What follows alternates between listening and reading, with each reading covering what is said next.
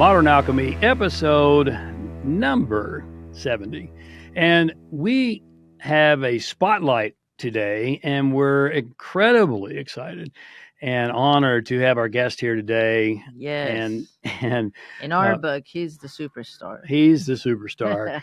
Mr. Matt Osborne, he is the COO of Operation Underground Railroad. So if you've seen the movie, The Sound of Freedom, which we certainly have, Bersaba and I had not been to a movie theater in 3 years.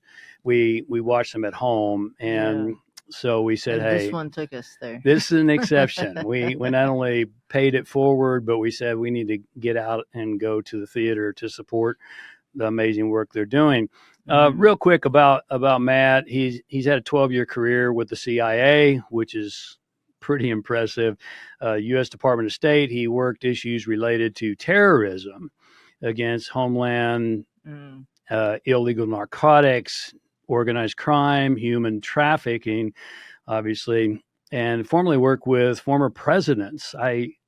You can tell us which ones. It slips me who they were, but I know you've worked with more than one. Yeah. Senior cabinet officials, National Security Council. With Operation Underground Railroad, Matt has led a total of 27 undercover rescue operations that resulted in the liberation of 211 human trafficking victims, which is just impressive, very impressive and honorable. And in the arrest of 72 suspected traffickers. So without further ado, let's just bring him on and let's all give a big welcome to Mr. Matt Osborne. Great to have you here, Matt. Oh, thank you both so much. Great to be here. So, Sound of Freedom, the big movie in America right now. Yeah. Here's my question. It was filmed in 2018, if I'm not mistaken, but it was not released until 2023. What's up with that? Yeah, I mean, it's something I think a lot of people didn't want to get out. This originally was done by 20th Century Fox. 20th Century Fox had wonderful studios set up in Bogota, Colombia, and Cartagena, and a few other places. I was able to be on set as a consultant there in 2018. The script was written in 2017. Well, Disney bought out 20th Century Fox, and for some reason, I'm sure we can speculate, shelved the movie, didn't want that out. And we shopped it around to different houses, everything from movie houses to Netflix to Amazon Prime. And people thought the subject matter is too dark. They didn't want the religious aspect, didn't want us to talk about God's children are not for sale, didn't want to talk about the Bible verses, quote Bible verses, didn't want us to pray. Well, then along comes Angel Studios, and we're just thinking it was a miracle of timing. After COVID hit, the country was ready for this, isn't it? And you mentioned the big movie hit of the summer. Isn't it crazy beating Mission Impossible, Indiana Jones, now kind of on the downward slope with Barbie and Oppenheimer? But that's okay. It's been an incredible run. I hope that people who haven't seen it get out to see it because it is powerful. And we're talking about such an important topic of child exploitation, human trafficking. And I'm just grateful to the two of you for giving this platform with your show because this topic is so important and we have to discuss it. Well, yes, we do. And we highly recommend the movie. And the thing is, and we highly recommend that you bring Matt on your show as well. Yeah.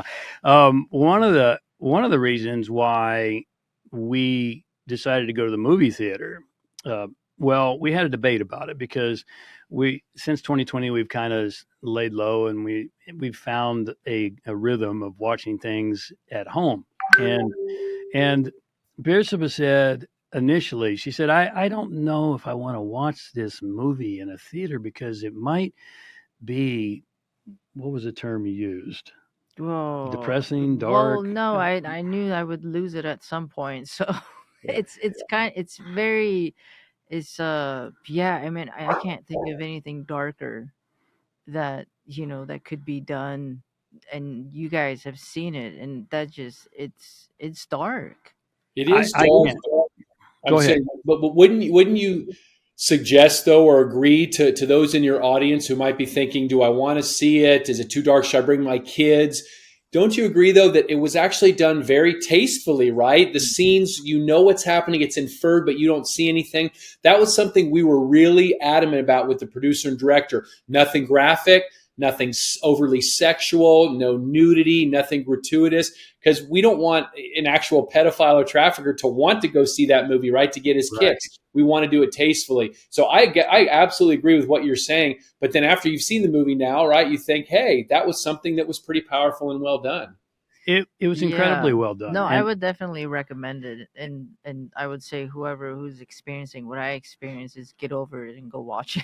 yeah, That's what I would say. well, one of the things it sold us, I said, honey, we've got to support this. We've just got to Yeah. support it because you guys were having this big push to make it the #1 movie, which you did. Yeah. And then I think we heard an interview with Jim, and he described exactly Tim. what you just said, that hey, it's not graphic, you don't see it, Oh, you Tim. know, which we were grateful to hear. And so that kind of convinced Bersaba, I think, that yeah, we can go to the movie theater and see this. And it's actually, it at the end of the day, it's a movie of hope. Yeah. It's an uplifting type of thing to say, hey, there's something being done about this, Mhm. and it can be done, and it needs to be done more frequently and on a larger scale. You may not want to answer this, and if you don't, then I'm totally good with that. But you said that you really don't know why Disney and Amazon and Paramount wouldn't produce the movie. Do you have any Release the movie. release the Right, movie? yeah. Yeah. Do you have any gut check as to why you think that is, given what's going on in the world today? Yeah, I think when you look back even before COVID and Disney having the rights to the movie, it's just not really high on their radar. And this should not be a political issue. I think you both would agree, right? All political parties around the world, both political parties in the US, you agree that God's children are not for sale, right? And everyone says, oh, yeah, I agree with that. And yet there's not the focus. And unfortunately, this movie has really become a political football on the left, on the right, getting criticized from each side. We've never said that the way the movie depicts human trafficking is the way that human trafficking is depicted around the world or in the United States. There are parts of it, and we can talk about it now on your show if you like, what we're seeing with Operation Underground Railroad. But I've been surprised and a little disheartened by the criticism, by those who are just flat out, oh, I'm not going to go see the movie because the founder of Operation Underground Railroad met with President Trump. Well, he said I would have run just as fast if Obama would have invited me, and I'd run just as fast if Biden would invite me. It's not a political issue. But I think to your question is that just, again, it's the religious, the undertones, never been popular in Hollywood, and yet you see what's happened in our country. Our country is ready for a movie that has clear right and wrong, clear good and evil, because that's what this is, this battle against child exploitation and human trafficking. So I think a lot of that came together of these reasons why, say, Disney or Netflix or Amazon Prime wouldn't want him. But we're grateful for Angel Studios. And again, as we look, we think it's God's timing. We have a bunch of different faiths represented in our organization, but we say we think this is God's timing. And I think it's borne out because this has truly been the summer blockbuster, and it's been completely unexpected. Well, you're certainly on the same page as we are. Mhm. I as I view the world, I see the polarities are getting further apart between, let's call it, the dark and the light, if you will.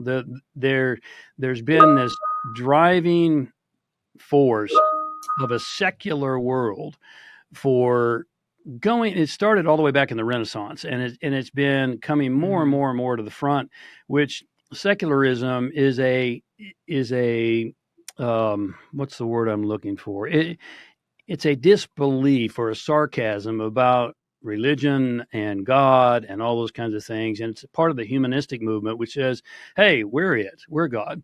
Yeah. And so this is kind of this, what I call a horizontal viewpoint that says this world is it. And yet there's a vertical viewpoint, if you will, that we've lost, and I believe we need to get back to, that says, hey, there is a God, and there are morals, and there are principles, and there are virtues, and we need to step back and see where we've come. Yeah. And the issue you're dealing with, I agree with Bersaba. I can't fathom that it's any darker than that, and it's just amazing. And you mentioned Tim Ballard. Interestingly enough, as God would have it, if you will, Bersaba sent me a message this morning as we were working in the offices, and she said, you should look at my tweet. and I'm busy, and I said okay, and so I went and looked at it, and it's Tim Ballard on his podcast talking about how you guys have lost a large amount of support and donorship. 1,000 donors. Is it 1,000? Is that true? Yeah. Because 1,000 unique donors. You're right, Bersaba. Yeah, 1,000. because he interviewed Trump. That's sick. This is not a partisan issue. It's a human issue. That's seriously sick. And so, my heart goes out to you for that, and my respect goes to Tim, because his I'm sure you've seen it, but on his podcast he said, "Look, basically this is about the kids. It's not about politics." Right. And you owe these kids an apology if you're backing on that. So, so what more can you tell us about how this has become politicized? And I'll just throw this one in there too. I think it's well known by us and you as well, and probably a lot of our viewers, that a lot of legacy media has called this a conspiracy theory. The whole movie is a conspiracy theory. Talk a little bit about all that, if you will. Yeah, no, great question. So just to break a few things down. So a few years ago, when President Trump was in the White House, again, as we say, tongue in cheek, our founder, Tim Ballard, had the audacity to accept a personal invitation from the President of the United States to come to the White House to sit down around a table with the chiefs of Homeland Security. I'm not sure if the FBI was there, other cabinet officials, National Security Council, to say, how do we fight human trafficking? How do we protect American children at home and abroad? Again, right, the joking, but the audacity to say, yes, Mr. President, I will come and we'll try to talk about this. I know I said this just a minute ago on your program, but Tim, it's true, because we always say it. If President Obama would have invited us, if President Biden would invite us today, we would run just as fast to sit down and say, Mr. President, let's fight this issue. But because Trump is controversial, we lost, and Bersaba, you mentioned, it was just over 1,000 unique donors, so 1,000 individuals who called up, emailed, texted the next day, I can't believe Tim met with that president. You take me off your roll. I'm not donating anymore. So I sit back in my cynical nature. Does that mean that you'd rather more children get abused, raped, let's just say it, than have someone sit down with a president who is, you don't like? And so to me, that was crazy. So James, talking about then your question of how this has become political. Again, there are true conspiracies out there. We don't subscribe to any of that. But we know that this actually happens. And so many people are saying it's a conspiracy to believe that children are really being sold. Well, you mentioned in my bio, on 27 different occasions, and those were only the successful ones that ended in rescues. I've been down many more times to try to find children. 27 different occasions, I have gone with a group of Americans, Westerners, this face, to tourist areas in our host countries, Mexico, Thailand, Peru, Ecuador, Colombia, Dominican Republic, Haiti. And not one time have I not been offered children. Does that make sense? You go, not one time has someone just come up and said, yeah, we don't do that. We don't do that here. So this exists every day. This movie gets that word out. Well, because of the Trump connection, because of the political side, because again, there are some out there who are saying that it's this big cabal, run by governments. I've never seen that. I don't subscribe to that. But what I know is that Americans, Westerners, Canadians, Europeans are the number one producer and consumer of child sex abuse material. That's unfortunately what we are as Americans. But these Westerners are sending sex tourists to tourist areas around the world who are being offered children, right? Who go there because they want to abuse children. Well, we're there to use a group of Americans and Australians, Canadians, and Europeans to try to turn this on its side. But unfortunately, this is just the latest front in the culture war. And I'm glad that we on your show can go above and beyond, get away from the politics and say, this really is happening. Now, how do we fight it? $150 billion industry is what I've heard. Is that correct? And it's rapidly catching up with drugs. So $150 billion is human trafficking writ large, commercial sexual exploitation, forced labor, organ harvesting, child sacrifice, just horrible things, aren't they, that humans do to other humans. But $150 billion, that's worldwide.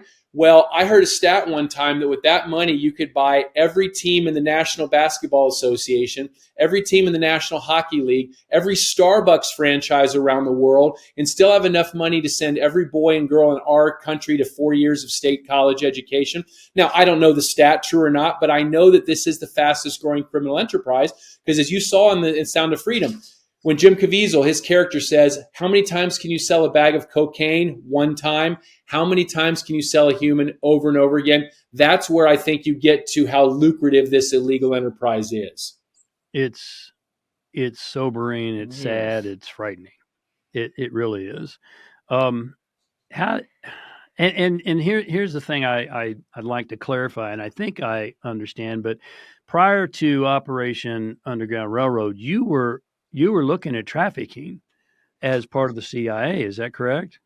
So the CIA, the CIA wasn't as much focused on the human trafficking, but it was when my work with partnering with the Department of Homeland Security, FBI, and U.S. Department of State. That's where when I was in Madrid, Spain, about 17 years ago in 2006, that's where I first heard about this issue, this type of issue, and I could not believe because my two daughters now are 21 and 18 years old. I don't know, you guys, how good the cameras are. You see this gray hair in my sideburns. I love my daughters, but that's a lot of the trouble they give me now, posting on social media and all these issues. But when I realized that this was happening to their age and younger, and they were younger at the time, I said, okay, I've got to do something to fight this. And that's when I first became aware of this. And so with the Department of State, some tours I did with them, not only in Spain, but in Venezuela and then Mexico City, I worked this account. Well, when Tim Ballard, who was my friend in graduate school from the year 2000, so imagine, at that point it had been about 9 years since we graduated. He says, Matt, I'm going to leave the government and start an organization where we provide funding, training, tools, technology to domestic law enforcement and overseas.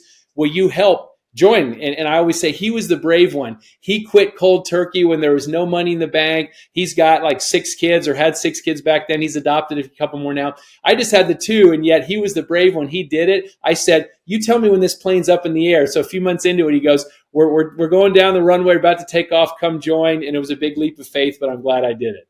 Wow. Well, congratulations. Yeah. That's very courageous on both of your parts.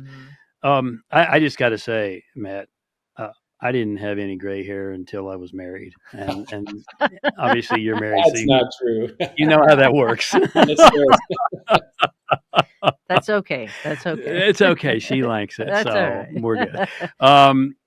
A lot of women are traffickers, from what I've heard, and that's true. That's completely, well, correct me if that's not true, but it in my world model is completely contrary to traditional femininity. Any idea why this is happening? It isn't that disgusting too. It's disgusting on both sides, but you look at someone, and I think of my wife, my mother, my, daughters. I've been so blessed, but I've sat across the table from female traffickers who not only were just soulless, no light of Christ, no nothing in their eyes, but just talking about these women, these girls, as if they were products. I always say a bag of tomatoes, a sack of limes, it weighs this much, it costs this much, it'll do this much.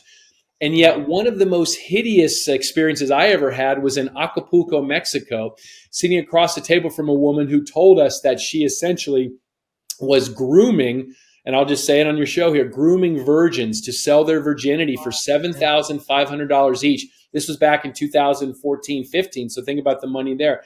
And yet the reason that operation never came to fruition was because her daughter, 6-year-old daughter, the love of her life, ruptured an appendix and had to be in Mexico City in a hospital for a few weeks, so we couldn't do that operation. Sitting back and thinking, here's a woman who's grooming other people's daughters, other little girls for this hideous commercial sex, and yet the apple of my eye, the jewel, the gem, my daughter. Does that make sense? Like, you see this, but we see a lot of times females are traffickers because no one will suspect them. Law enforcement doesn't go after them for the most part, but this absolutely does exist. This might be a little bit out of your wheelhouse, but we talk about this and we have some strong opinions on this. The traditional family has degenerated It really has. And traditional gender roles have degenerated.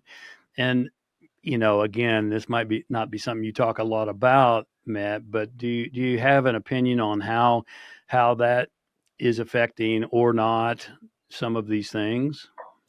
Yeah, I've seen that now for 12 years, working this issue, actually a little more with the government, about 9 years with Operation Underground Railroad. And it's getting worse in a few different ways. The breakdown of the family, the epidemic of fatherless families, both in the United States and around the world. And again, this says nothing about the brave and wonderful single mothers who are doing amazing things. But most of the studies show that women who are getting caught up, girls and women getting caught up into trafficking rings, are being lured in because they have certain vulnerabilities. That's certainly what's happening in the United States. Maybe it's a roof over their head. Maybe they need money. But oftentimes it's no father in the house, no role model. And so to quote the country western song, they go looking for love in all the wrong places. They are easily brought in by smooth talking men, women also, but men will say, well, I understand you. I get you. Let me give you the love you don't get at home. Well, after a day or two or a week or two of this, it's, hey, this now costs money. I've been putting you up in my house. You've been feeding you. Now you have to pay off the debt. And that's oftentimes what happens. Overseas, we see that as well. Socioeconomic conditions, poverty, other things that cause this. That is leaving a bunch of people vulnerable to trafficking. So we try to fight this, obviously, by the rescue and the rehabilitation. We can talk about our aftercare program. We know that's not the long-term solution. The long-term solution is, for the most part, and James, I know you'll agree too, that we've got to get men to really rally that these are women, these are daughters of God, these are not products to be purchased. And I use myself as an example. When I was in my late teens, 18, 19, into my 20s, I'm a little embarrassed to say I went to bachelor parties, I went to a couple strip clubs. I thought that this was, they just wanted my money. Now that I see what happens that drives a girl into the sex trade, I'm ashamed by that. Well, I can't change the past, but now I can focus on the future. And so we try to partner with good groups who are on the front end preventing. And the first thing is just, again, with the guys, trying to let them know this is trafficking. It's not prostitution. These are victims out there. They're not volunteers. I think that's a misconception that we all need to work to break. I think that's a really poignant point. And I do firmly agree with you that traditional masculinity and femininity need to have their place, and we need to understand there's no competition. We're equal yet different, and that's what I think has been kind of forgotten. And there's been this. Again, I won't get into history. We all know how things started breaking down, primarily in the early 70s, and with the shift of the women's movement from voting rights to working rights and all these other kinds of things. Let me shift gears for a minute, if I may. How are our current open borders under this administration affecting the trafficking? So first and foremost, I want to say that is not the prime driver of trafficking in the United States, and yet it's getting worse every day. And let me explain. If you look at the vast majority of human trafficking victims in the United States, they are American citizens, girls and women mostly, also boys and men, who again have been lured into rings based on what I said just a little while ago. Vulnerabilities, a local tough guy, a pimp who's exploiting girls and through force, fraud, or coercion, keeping them into the sex trade. However, now when you have basically open borders and you have kids who are being brought in, there is a demand, and a growing demand likely, for younger kids, for foreigners, if you will. And this is a real tragedy in so many ways. I worked this a little bit with the government in Mexico City before I resigned to join Operation Underground Railroad. That was in 2014, when you remember the UAMs, the unaccompanied minors, or UACs, unaccompanied children. They started showing up on the border and pretty much have not stopped since then. And I say the real tragedy is that those kids who show up on our borders, they're the lucky ones, aren't they, in a lot of ways, because we know where they are. Think about all the kids who didn't make it. They either were killed, brought into trafficking rings, exploited through Central America and through Mexico. And so even though we don't advocate oftentimes for policies, try not to get too much involved in politics, It is absolutely, I know both of you would agree, our immigration, our asylum policies need to be changed. We need to start adjudicating these asylum claims in the host countries themselves. If there's a legitimate reason you need to come to the U.S., let's absolutely facilitate that. But no, none of this whole, hey, welcome sign. Let's put out the welcome mat and welcome sign for everyone to come, because some of our law enforcement partners, both on West Coast and East Coast, but also in Middle America, are seeing an increase in women in massage parlors, in nail salons, in strip clubs from Venezuela, Mexico, Central America, and even from the Middle East, even from Ukraine now. We're starting to see this because of this movement of population. Oh, wow. Well, Wow. obviously, I'm married to an amazing legal immigrant. Yep. Who We went did it the hard way. who went through the entire process, and And it's a process to go through. Yeah, it's a fair process to go through. And isn't that sad? I'm sure that people on our side of the aisle in politics, we're always criticized as being anti-immigrant. Well, look at you sitting next to, we're not anti-immigrant. We're anti-illegal immigration. We're pro-legal immigration. Yes, thank you. I think we should welcome immigration. I just think we need to protect our country. We need to protect all the immigrants. We need to do it right, and because it gives them an opportunity, certainly that Beersheba can speak to. And I think the legal immigrants that are here would say the same thing that I would say. They would stand for the same things, because we know the difference between living in America and, for example, in the Middle East. And you're grateful. And I'm super grateful. Yeah. Right. So, yeah. Beersheba, I will throw out too, and again, you have more experience than I do, and your bravery and your family coming from that area. At Operation Underground Railroad, we are working in Jordan a little bit. We're having some success. We've got an office based in Dubai, but it faces mostly towards Africa where we work. We've had a really tough time getting into some Middle Eastern countries because, and again, I'm not slandering the whole, it's just stereotypes, but governments are sort of keeping us out, saying trafficking doesn't exist here. Well, trafficking exists everywhere in exploitation. But as you look more into it, sometimes it's the royal families who are involved. Sometimes it's governments who are complicit. And again, we're getting really kept out. And it's too bad, because over there we're seeing and we're hearing anecdotally that boys are being exploited maybe as much, if not more, than girls. Oh, wow. I believe that. 100% believe that. 100%. And I'm not surprised that they won't let you in. Not at all.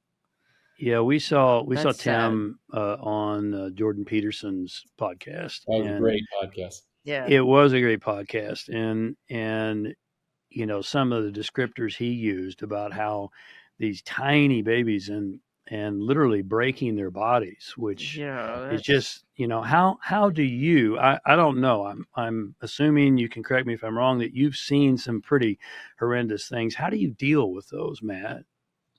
So I will first say that fortunately, I have not had to see the worst of the worst. That was Tim Ballard during his career. He had to see that. And that's where we salute the brave men and women of Homeland Security investigations. And as you know, too, how sad that Border Patrol and Customs and Immigration are being criticized, just trying to protect our country on the border. Well, we see firsthand that Homeland Security investigations, they are going after the worst of the worst. The true pedophiles, those who are peddling in what we used to call child pornography. Now we call it child sex abuse material. We, for the most part, do not have to see that. And I got to be careful, because we do have a couple people on our team. These are our brave men. They're 3 men in this case, who are our digital forensics investigators and open source experts. One is in Southeast Asia. One is in Florida, who's kind of overseeing, and one is in Central America. They do, James, have to see a lot of these type of, and again, we're just going to say it, right? I think you mostly have adults in your audience, child rape videos. And I remember Tim, and again, maybe you heard it on Jordan's show or others, when he was in his government career. And that's why the Jim Caviezel character, for those of you who've seen the movie, if you haven't, everybody, please do go see it. You won't regret it. Do you remember when he's looking at the videos? And again, you don't see what it is. It's tastefully done, but you kind of see what he's seeing, and he's crying. That's what Tim would say. Tim would say, you'd have to watch this awful stuff, and you'd have to be looking for clues. Is there something in the background? Can you tell what hotel they're in? Is there some sort of language, spoken or something? I'm fortunate I've never had to see that. But what we do have to see is when we go undercover into these brothels around the world working with law enforcement, they oftentimes have hardcore pornography playing on screens around everywhere in the brothel. That's to desensitize these girls and these boys to be seeing this all the time. And so what we tell our operators is, you don't want that crap to get into your head. So you see it real quick. You take note of what's going on so later you can write in your report. But you focus on the children. You focus on the traffickers. Because if you start looking at that, that's going to mess with your heads. And that's why we have therapists. I know the government has therapists and others. But again, one more thing, and then I'll stop, is the kid. You remember in the movie where the Tim Ballard character, Jim Caviezel, at the very beginning with Chris, the other Homeland Security investigations officer, who says, I don't think I can do this anymore. When I lay down at night, all I see are those kids' faces. We've seen that a lot with our operators and government officials, and that's why you have to work to undo that damage, because that gets in your head, and it's some of the worst things you'd ever have to see. I can only imagine, and probably can't really imagine, but I would not be surprised at all if many have a hard time sleeping at night. I think I probably would.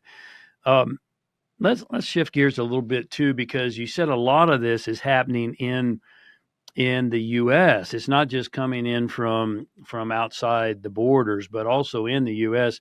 Mm-hmm. I know in the movie there's a variety of scenes, and they're a little grainy. They appear to be in South America, maybe, or Central America, where there's a lot of snatch and grab, for lack of a better term. I almost hate using that term because it sounds like it's making a thing out of a human being, but they just run up and kids are playing and they grab them and put them on a motorcycle or in a car. Is that happening here in the U.S. too? Because those scenes seem to be from other countries.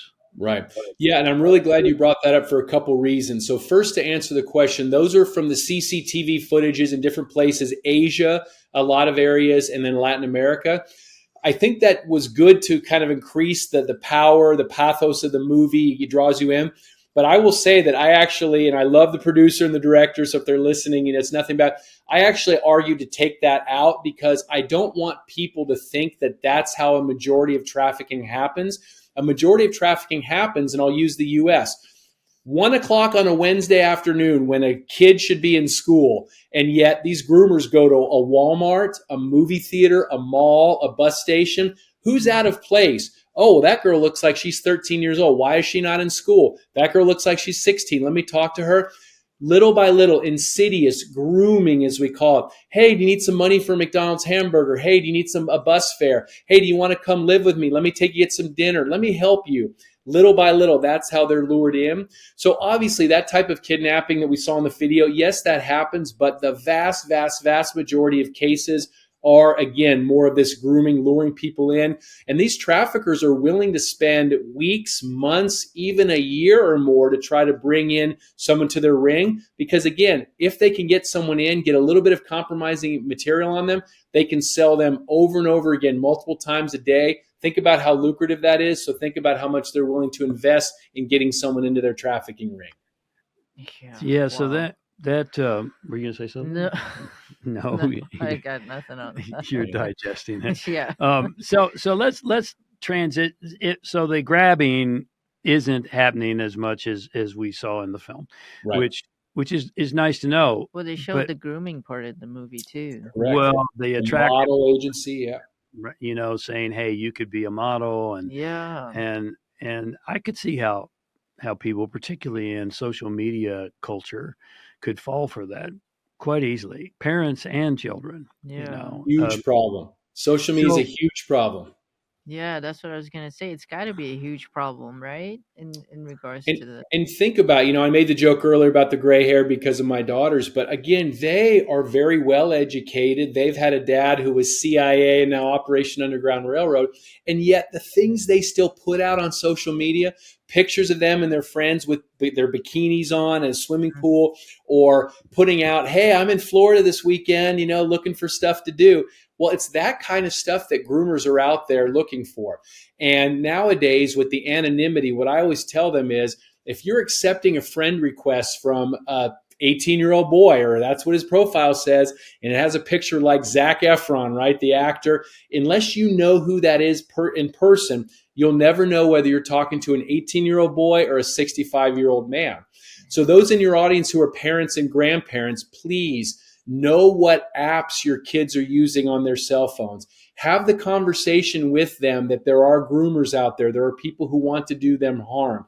If an offer seems to be too good to be true, I can make you a model. Come with me to Paris, to London. It probably is too good to be true. And I don't have any sons. I have nephews who play video games with other strangers, with other people. Yeah. I always say, go ahead and play the game. Have fun. Do not talk about anything in the game don't talk about anything with a stranger that's not related to something in the game. You can talk about the games all you want. Don't share any personal information, because I tell you, this is how people are lured into these networks to try to get compromising information, a photo, a post, something. Then they have blackmail material, and then they're able to exploit them through force, fraud, or coercion. Well, you kind of answered my next question, which means you're ahead of me, and I like that.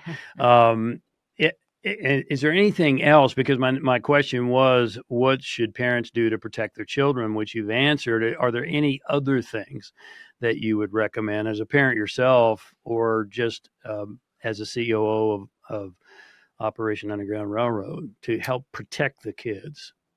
If you're a parent. Say, yeah, exactly. And I would say parents and grandparents, caregivers, father figures, right? Foster parents, anybody who has some sort of caregiving role. You will know your child better than I do. You'll know whether you need to scare them and freak them out, whether you need to treat them with kid gloves and go a little more cautiously. But let them know they always need to be aware. They need to be careful. They need to. So again, we talked about social media, but when you're out and about at a movie, a mall, a concert, have your antenna out, not just for standard pickpockets, robberies, sexual assaults, things like this, but for people who are, maybe going to try to slip something to you in a drink, right? So that maybe you're incapacitated. Maybe someone's going to try to give you a ride home or get you into their car. Just be very careful. And if the hair starts standing up on the back of your head, if you get a gut feeling, listen to that. Don't ignore it. And that's one thing we're always talking about, is this situational awareness. That can be, again, out and about in your physical daily lives or online. And again, I'll say, if something seems to be too good to be true, it probably is. This isn't a reason to freak out and, be in a fetal position, never go outside and, not enjoy life. It's just to be safe when you go outside and have a healthy degree of situational awareness. Yeah, that's really good. And as a viewer, please take notes on that, and please watch it again and take notes again, because I think that's, those kinds of action items are imperative to help prevent this. Mm-hmm. You mentioned earlier, and this is not fascinating, it's frightening, is that you go into these brothels and they're blasting porn all around. Well, as we all know, porn is one of the biggest industries on the internet right now. And unfortunately, a lot of young kids are watching that and getting into that. And my personal opinion, and you said it, that it desensitizes, it's meant to desensitize the viewer to things that we shouldn't be desensitized to. I didn't think about it that way. But it's profound, Yeah, isn't it it? is profound. And it's kind of like, if you look at Hollywood movies, they're so graphic now. You used to, in the old movies, you could see someone shooting someone and it didn't show it, and now they're showing all kinds of blood and gore, and it's a desensitization to these types of things. And so, do you? And I know I'm asking you to give your own theories, but I'd love to hear. I have my own. Do you think all those things are feeding into this sexualizing of children, because we become so desensitized to just normal, holistic, moral, sexual interaction from a very early age, and now it's like you got to get a bigger dopamine hit? What's your opinion on that? Yeah, that's absolutely right. And it's actually not theory. It's actually what I've seen. You talk about the operations I've been fortunate to lead that have resulted in rescues, but also they've resulted in arrests.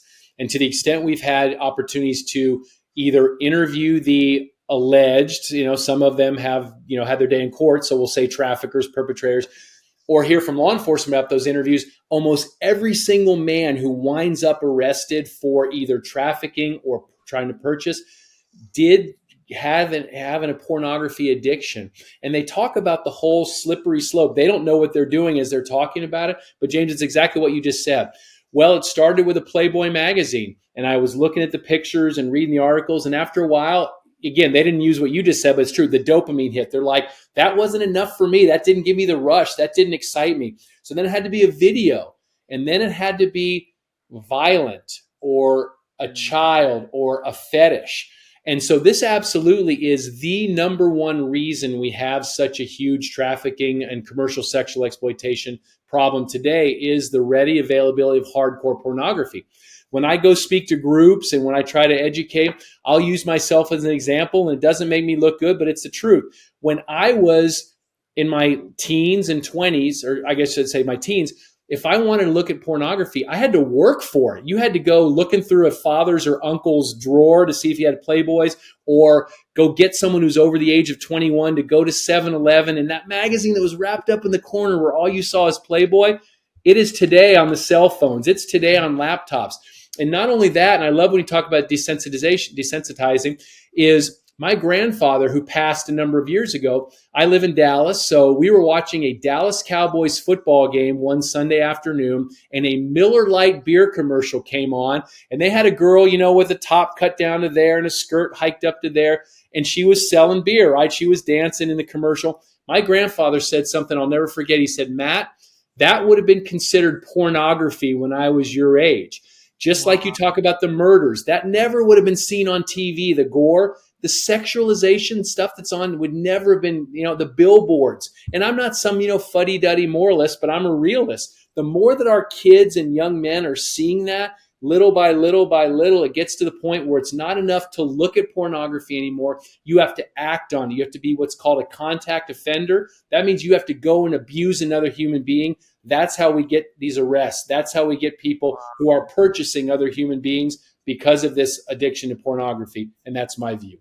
Oh, it's a sound view. I was not aware that if I heard you correctly, it's no longer a crime to view child pornography on the internet. Because no, it is. It is. It's just the rampant nature that after a while, someone who's looking at two adults having sex on a video, that's not enough. It's got to be violent. It's got to be a fetish. It's got to be children. That's what then drives them into the illegal behavior. And this is something I know you'd agree too, is our government needs to do a much better job going after the big technology. There can be a force for good. They can be a force for bad in a lot of ways. So many of the cases we help law enforcement work start on Facebook, Instagram, Snapchat, Twitter, and all these other, there needs to do a better job policing these apps to try to protect children online. Yeah, agreed. Totally agree. And I think it was just yesterday or day before I saw there are many states, and I'm sure you're aware of this, Matt, that are passing laws to downgrade the prosecution of child having sex with children, which just boggles my mind. How about our Supreme Court Justice, the most recent, Justice Ketanji Brown Jackson? Do you remember in the hearings it came out that she was going quite lightly on some of these child predators? Now, she said not, but it was this whole idea. So it gets to the highest court in the land. And again, not slandering any of our Supreme Court justices, but this is an idea, I think, and this is now opinion, I think it's, again, this idea of either it is not as bad as it seems, or, you know what, these are just people who have a different proclivity, a different desire. And one thing, and I don't know how deep you want to get in this on your show, but I'm sure you've heard that now you no longer can call them pedophiles. You have to call them minor attracted persons, MAPs. That's just another way of just changing the rules, fudging the lines a little bit. And that, to me, I really worry about 10 years from now. Because if someone 10 years ago, James and Bersaba, if someone 10 years ago in 2013 would have predicted everything that was going on today in our schools, the gender stuff, the fudging, this and that, we would have been called crazy back then, right? Boom, look where we are. Can you imagine right now if we could predict 10 years from now, someone would call us crazy? I don't think we're going to be crazy 10 years from now. Yeah, I don't think so. Well, let's pray that we would be.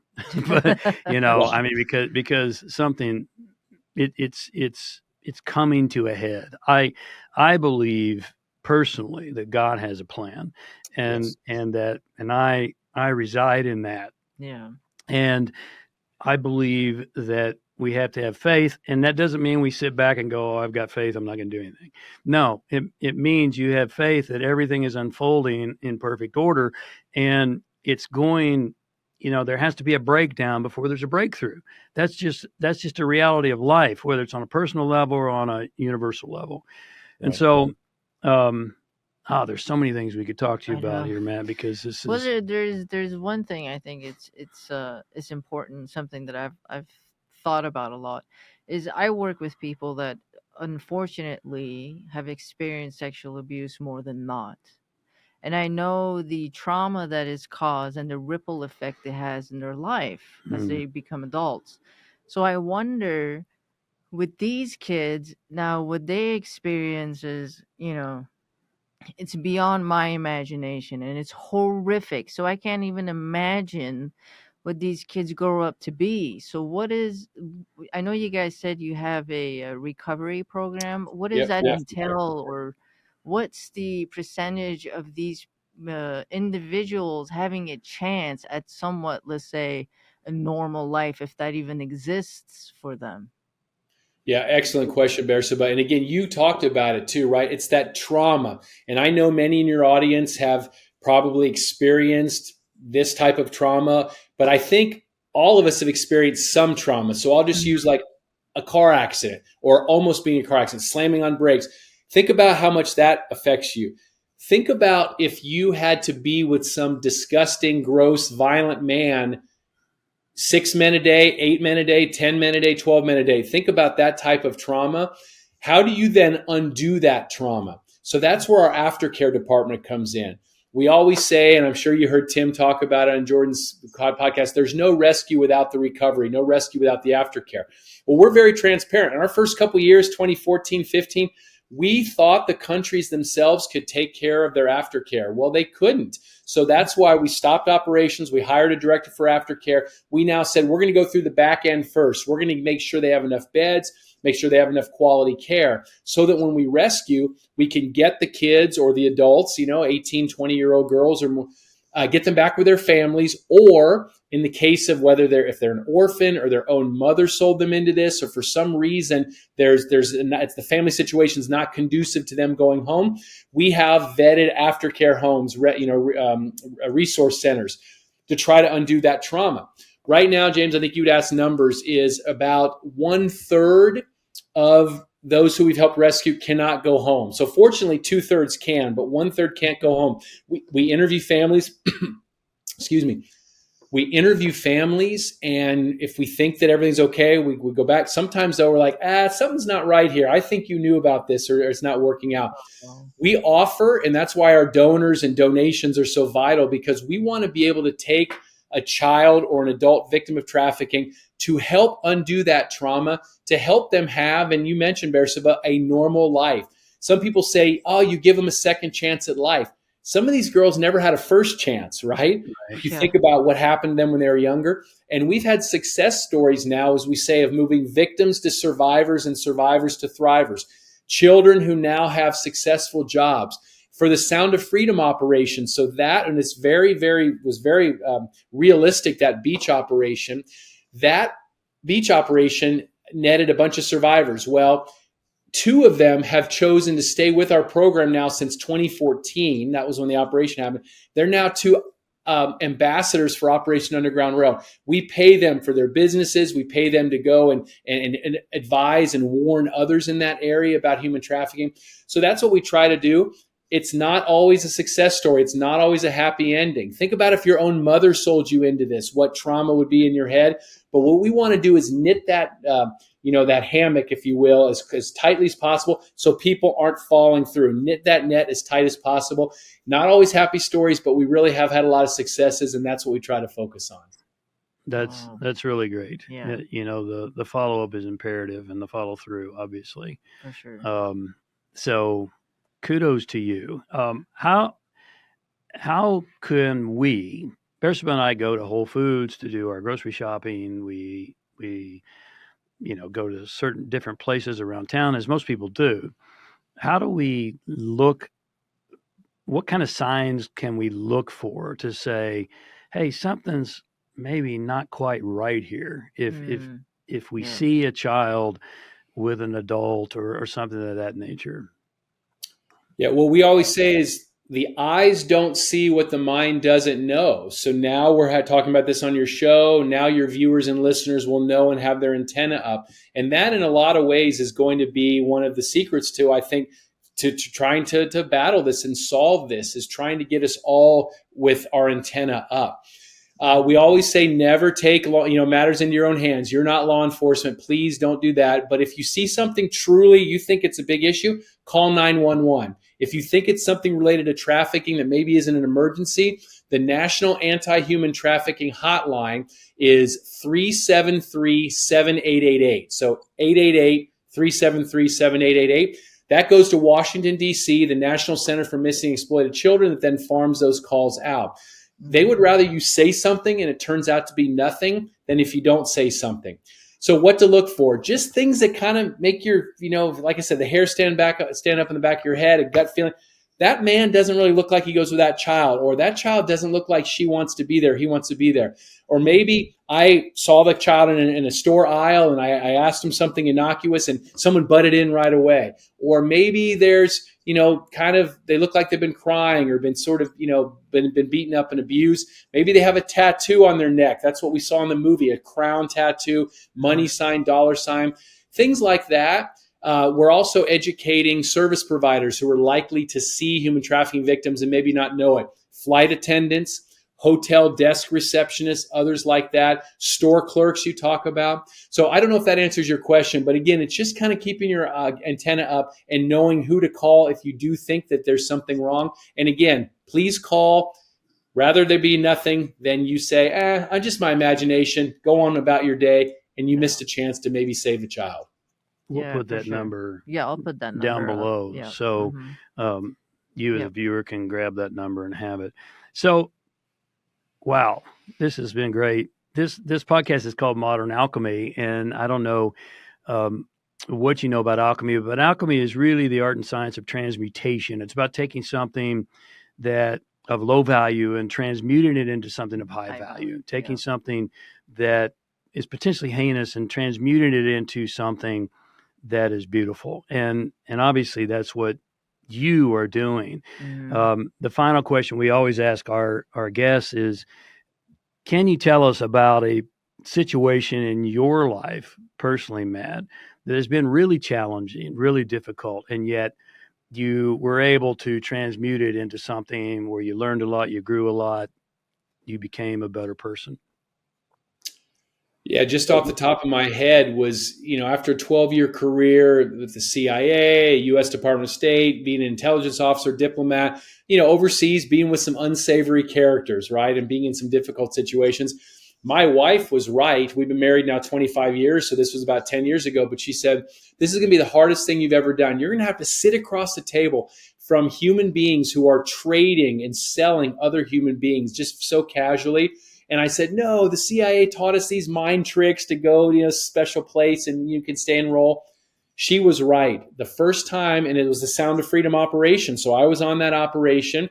The real bad guy's name was Edward, but if you remember the model, Giselle Cati Juarez, her name was Kelly Joanna Suarez.